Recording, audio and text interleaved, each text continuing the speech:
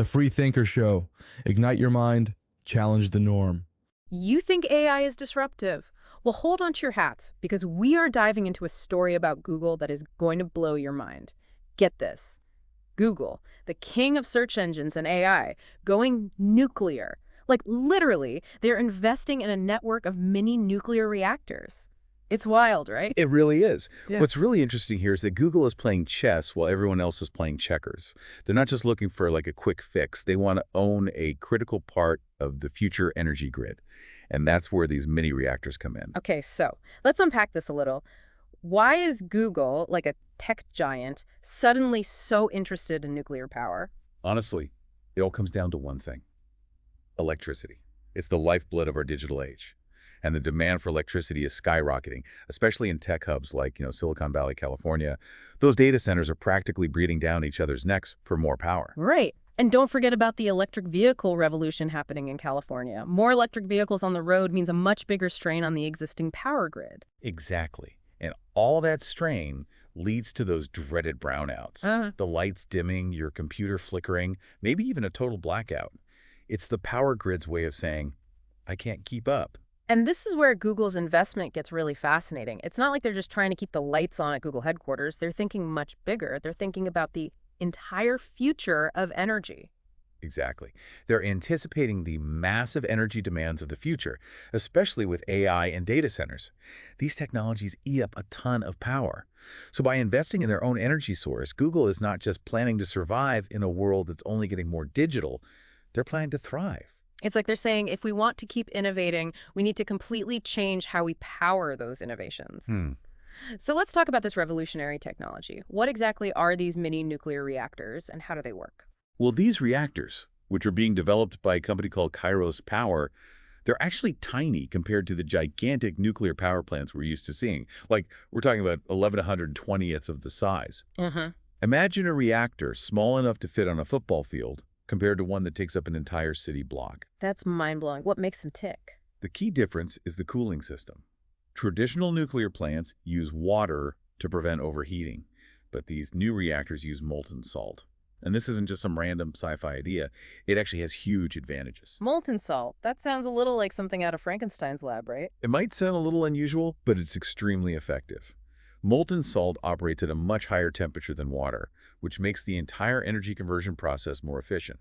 And here's the real kicker. It's stable even in extreme conditions, which drastically reduces the risk of a meltdown. So we're talking about a potentially safer, more efficient way to generate nuclear power. But let's face it, nuclear still makes a lot of people nervous. We'll get into those concerns in a little bit. First, I have to ask, how soon are we talking about these mini reactors actually coming online? The timeline they're looking at is between 2030 and 2035. And right now they are being manufactured and tested in Albuquerque, New Mexico. If everything stays on schedule, Google's initial investment should generate enough power for a mid-sized city. Wow. Okay, let's take a second to connect this back to our listeners. Think about how much you rely on electricity every day. Your phone, your computer, your lights, even your refrigerator. It all depends on a reliable power supply. What happens if the grid just can't keep up? It wouldn't just be an inconvenience, would it? It could be like a massive roadblock for the entire tech progress we are talking about. I mean, this is a huge part of what makes this Google story so important, right? It's not just about like one tech company trying to keep their servers running. It's about the potential to find solutions to like a global problem. Right, exactly. This is about the future of energy for all of us, really. And it raises some pretty big questions if you ask me. Like, could this be a model for other companies, other industries even? What happens when, the cost of powering AI starts to actually like limit innovation? Right. Like what if Google's bet on these mini nuclear reactors, what if it actually pays off? Who else might say, hey, we want to get in on that? Yeah. We're already seeing this big push for electric vehicles, renewable energy sources, sustainable practices. Absolutely. Could this be like the next big thing? It's certainly possible. Think about the massive energy demands of like manufacturing or transportation. You've got entire cities that are grappling with these old power grids and trying to meet their sustainability goals. I mean, if these mini reactors really are the real deal, if they're safe and efficient and scalable, it's not hard to imagine tons of other sectors jumping on this technology. It's like a domino effect almost. One company takes a chance, tries something new, and if it actually works, suddenly everyone else is lining up to get in on it. And we're not just talking about like Google's energy needs anymore. We're talking about the potential to power entire cities, entire industries even, maybe even entire countries with these mini reactors. Right, and we can't forget about the environmental impact. Nuclear energy has its own issues. I mean, we have to be honest about that. But it's also completely carbon-free. Yeah. And as we're moving away from fossil fuels, finding these sustainable alternative energy sources it's critical for the planet. You mentioned the challenges, so let's talk about the elephant in the room for a second.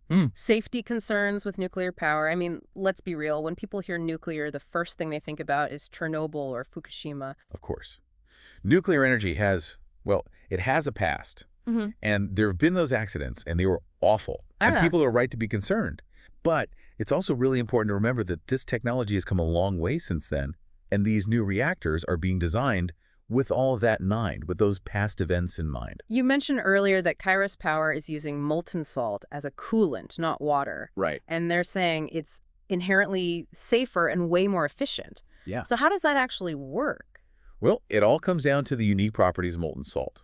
In a traditional nuclear reactor, if that core overheats the water, it evaporates and creates this incredibly dangerous pressure buildup.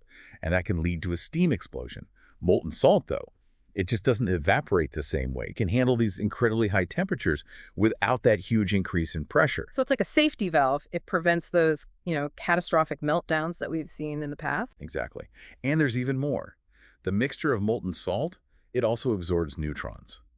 And that helps regulate the nuclear reaction, which makes things even safer.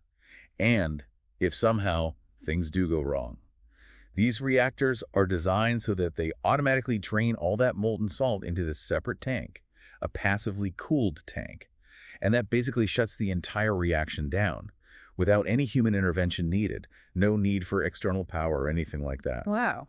Sounds like they have really thought of everything. But even with all of these precautions and safety measures in place, I'd imagine public perception is still going to be a massive challenge. I mean, nuclear power is just a very emotionally charged topic, right? And you can't just throw a bunch of facts and figures at people and expect that to be enough. You're absolutely right. Building trust is going to be critical here. It'll require Google and Kyros to be very clear. They've got to be honest about everything. Yeah. And they need to be willing to have an open dialogue with these communities, especially communities that might be located near these reactors. Transparency is going to be key. They need to address people's fears directly. Absolutely, yeah. They need to be upfront about the safety protocols, about how they are mitigating the risks, about the potential benefits for these communities as well. It has to be about building a real relationship, one that's based on trust and mutual understanding. This sounds like a massive undertaking, but if they pull it off, the rewards could be absolutely huge. And not just for Google, but for the future of energy. Speaking of the future, these reactors are supposed to be up and running between 2030 and 2035. That's not that far off. It's coming up fast, yeah. It really makes you wonder. What if this is like the tip of the iceberg, right? Google is going nuclear. What other industries might start adopting these kinds of strategies? Where else could we see these mini reactors popping up? That is the billion-dollar question, isn't it? We've been talking about data centers. But imagine the possibilities in manufacturing. Heavy industries like steel and cement production, they require massive amounts of energy. If these mini reactors can provide a reliable, carbon-free alternative, it could be huge, a total game changer for those sectors. And it doesn't have to be just these massive companies either, right? What about if we're talking about entire cities? Cities with these outdated power grids that are just struggling to keep up. Could these mini reactors offer a more localized solution, something that is more resilient? Oh, absolutely. Think about a place like New York City. I mean, their infrastructure is aging, the energy demands are through the roof. Mini reactors could be a way for them to have cleaner energy that's more efficient. They could power millions of homes and businesses. It's like we're talking about fundamentally changing the way we think about energy, like how we generate it, how we distribute it. Instead of depending on these massive power plants that are hundreds of miles away, we could see a future where energy production is way more decentralized, brought directly to the people who actually need it. Exactly. And it could have huge implications for energy independence as well. Countries that are currently having to rely on importing fossil fuels, they could have way more energy security if they had these smaller, more adaptable nuclear reactors. It's pretty amazing when you think about the ripple effect this kind of technology could have. And we're talking about a global scale. It's not just about having cleaner energy. It could lead to economic growth, more geopolitical stability. It could create a more sustainable future for everyone, really. It really drives home the point that Innovation in one area, it can have these huge consequences, and often in ways that we never even imagined. Exactly. And that's what makes this whole conversation so fascinating, right? We started out talking about Google and nuclear power, and now we're talking about the future of energy, the environment, the global economy. It all ties together. Yeah. The more we understand those connections, the better choices we can make about the future. So to everyone listening, think about it. We're on the edge of this potential energy revolution. What role are you going to play in it? What possibilities are out there for you? The future is unwritten. It's up to us to decide what it looks like. That is a great place to wrap up this deep dive. Until next time, keep those brains buzzing.